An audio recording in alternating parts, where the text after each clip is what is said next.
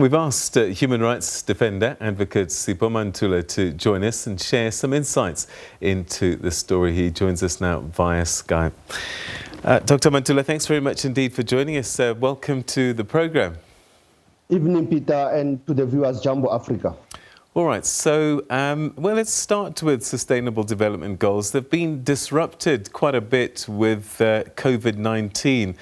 But having said that, it seems that our continent has always struggled with a number of them anyway. Correctly, Peter, but remember that if we look back at this 75 years, the actual date is 24 October 1945, when the UN agency was formed. And when you are talking about Africa, remember that the first African country to be part of the UN system was Ethiopia. And when you look at Africa, how it has been left out. It has been the argument of many African countries, including South Africa, that the UN multilateralism system must be rebooted. So the three elements, Peter, is that you have peace, human rights, development. And Africa in that space has suffered a lot. And if you look at the UN Security Council, once more, we are still lamenting that you still have the five superpowers. So it is sad when you look at COVID-19 situation that has taught all countries in the UN that there is a need to work together. There is a need to deal with the health infrastructure.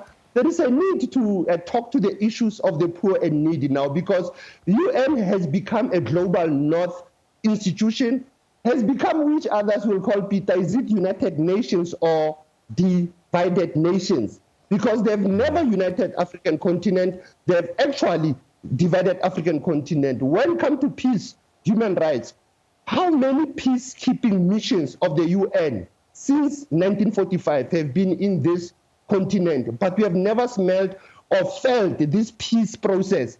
Instead, we see weapons coming in, investment coming in, and coincidentally, Peter, Nkrumah warned us about the UN agencies, two of them, World Bank, IMF, that they are now the new forms of what we call imperialism, neo-colonialism. Hence, during COVID-19, Peter, all African countries have been going to the World Bank, to the IMF to ask money.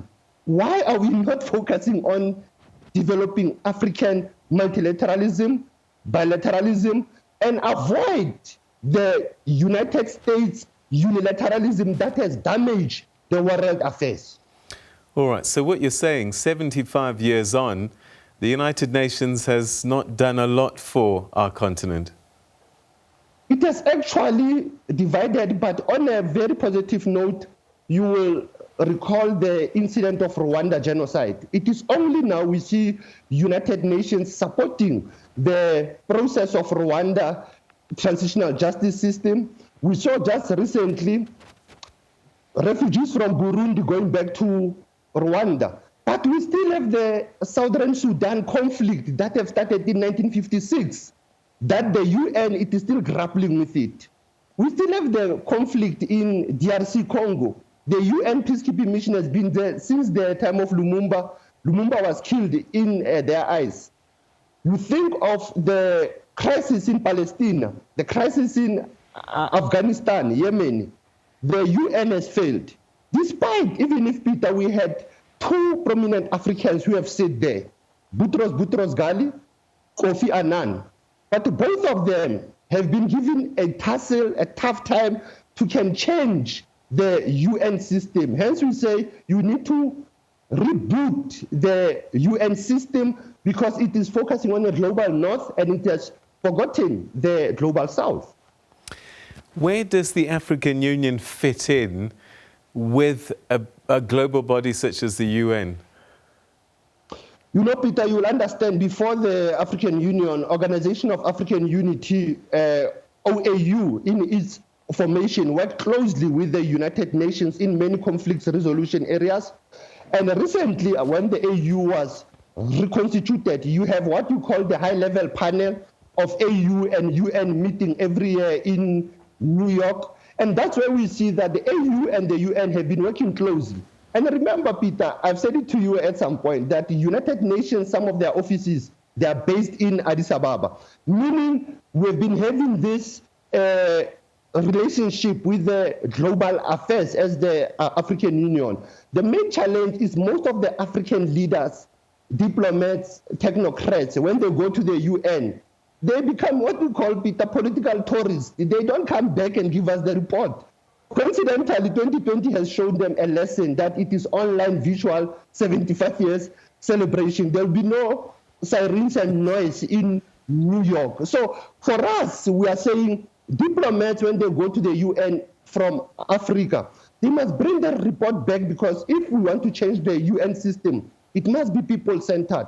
The only leader I still remember vividly, Peter, is from Sierra Leone, Ernest Koroma. Ernest Koroma used to be very vocal at the UN. The late president of Zimbabwe, Uncle Bob, used to be vocal at the UN. But when you see other leaders, they go there, they just go there to sleep, to just talk high English, but we don't get them talking bread and butter issues. Only Nana Akufo-Addo, who went to UN General Assembly, has shaken them. The late brother leader, he has shaken them. So you need leaders who can shake the UN system. And those leaders must talk the challenges that faces our African communities, the issues of poverty, climate change, conflicts, epidemics, pandemics. Look at Ebola, Peter. Why African leaders go to the UN and want to talk about COVID only? We have Ebola, we've got TB, we've got malaria, we've got HIV/AIDS. And those are the global health challenges that are facing Africa. The issue that I even spoke, Peter, why are they going to beg for the funding, to ask for money? South Africa, the case in point. Coincidentally, we were the founding member of this UN system during the then apartheid system in 1945. We were removed in 1974. During the time of ANC coming back to the UN system, we were the leaders of the UN system. But there was a lull, Peter. You see that 9 wasted years that we'll always talk about in this country? Diplomacy in this country suffered as well. We saw people going to the UN just to have fun, just to earn podiums, just to be, what I said, political tourists, rather than engaging on the issues that affects this continent. All right. So one of the issues we know for sure that Africa has a problem with is not having a permanent seat representing the 55 or so nations on the continent. This year's theme for the event, the United Nations gathering, is "The Future We Want, the UN We Need." And I just wonder, what is it that we need to push for as a continent at gatherings such as UNGA 75? Peter, what we need is what we call the people-centered UN. What we need is the UN that will shift its global post from the north to the south. What we need is the UN agencies that can move out from their towers and come down to the people. What we need again in that UN multilateralism is to challenge the Trump unilateralism. What we need in the UN, Peter, is to redefine the peacekeeping missions that have been in this continent with the blue helmets, but at the same time, there is no peace being maintained. What we need again, Peter, is to say, yes, we have been given the seat to chair the UN Security Council. Like this month, we have Niger chairing the UN Security Council. You have South Africa 3 times being the non-permanent member. Remember, Peter, non-permanent, not the permanent member. But when you look at the conflicts in the globe, they dominate Africa. And you still have the arrogancy of France, USA, dominating with their military bases in Africa. What we need is to remind France and USA, stay away from African soil, because the USA and France, Peter, they have what we call the military bases in Africa. And that is worrying some of us, that if one of the pillars of the UN, when it was formed, Peter, they are using one line that I know vividly, to save the succeeding generation from the scourge of war. But we don't see the war being saved, Peter. We see proliferation of weapons, nuclear, capitalism that is coming under COVID-19. So the UN system, for it to change, Peter, it must have a total reboot and it must move away from being in New York and Switzerland. When is the UN coming to this continent, Peter, when actually most of their chunk of work, 50%, it is in Africa? One of our ambitions was to silence the guns.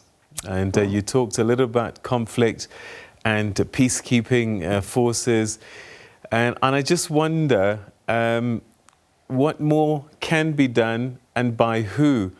Do we say we give up on the UN because they're not going to do it for us? And do we say, as an African continent, we're always a bit wary, aren't we, about sovereignty and meddling in each other's affairs? And yet, we're not going to get anywhere unless we do.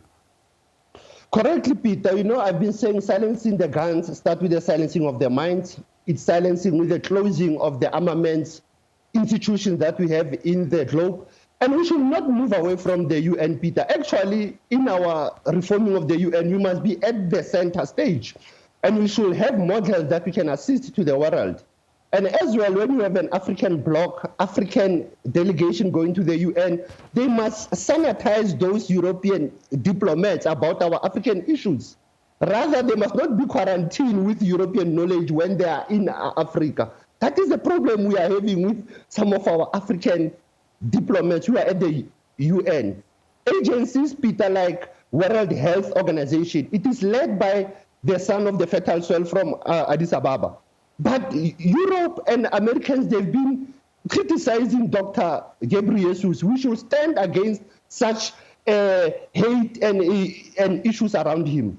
When we look, Peter, at the issues of International Criminal Court, we've been failing to look at how does the International Criminal Court treats even those non-member states like USA.